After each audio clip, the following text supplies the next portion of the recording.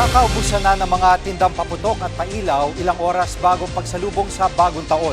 Live mula sa Bocaue, Bulacan, nangunguna sa balita si Ian Suyo. Ian, may aabutan pa ba ang mga maghahabol sa pamimili?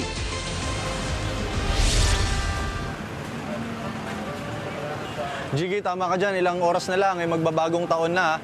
Pero patuloy pa rin yung bentahan ng mga paputok at pailaw dito sa Bocaue, sa Bulacan. Yun nga lang, may ilang mga stalls na sarado na. Kaya't sa mga kapatid natin na nagnanais pang humabol para mamili, magpuntahan na kagad kayo dito para may maabutan pa po ng mga paninda. Mula nga kaninang umaga, dagsana yung mga kapatid natin na nagtutungo rito. Karamihan sa kanila, saktuhan lang yung binibili, pero may ilan naman na bulto-bulto o karton-karton ang kanilang mga pinamimili. Pinakamabenta pa rin ang kwitis na nasa 10 hanggang 20 pesos ang kada piraso. Ang pailaw naman na luces para sa mga bata nasa 100 ang 10 piraso. Bukod dyan, ang fountain na dating 50 pesos lamang ay umangat na at naging 100 to 150 pesos na. Ang sawa naman, nasa 1,000 piso. Isa rin sa pinakamabenta ay ang 16 shots na aerial fireworks. May 36 shots rin na nasa 1,500 hanggang 4,500 pesos ang presyo. Kabilang nga sa mga namili kanina rito ay ang Pinoy Sakuragi at ang former Gilas player na si Mark Pingris. Dumayo pa siya mula Pangasinan at ayon nga sa kanya, mas pinipili niya na laging bumili rito dahil iba pa rin daw talaga kapag gawang Bocaue.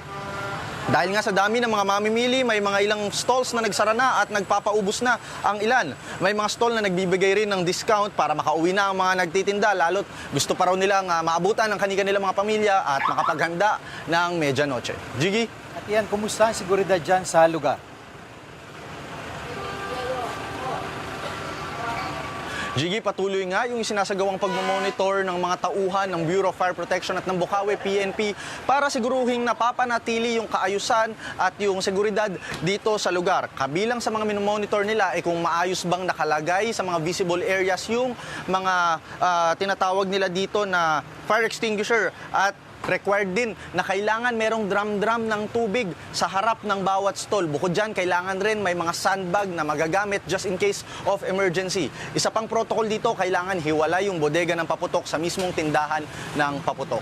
Jiggy? Happy New Year, Ian, at ingat lang dyan. Ian Suyo po, live mula sa Bocaue, Bulacan. Mga kapatid, Jiggy Manikad po, pagdating sa mahalagang balita sa loob at labas ng bansa, dapat una sa lahat, mag-follow at mag-subscribe na sa social media pages ng News 5.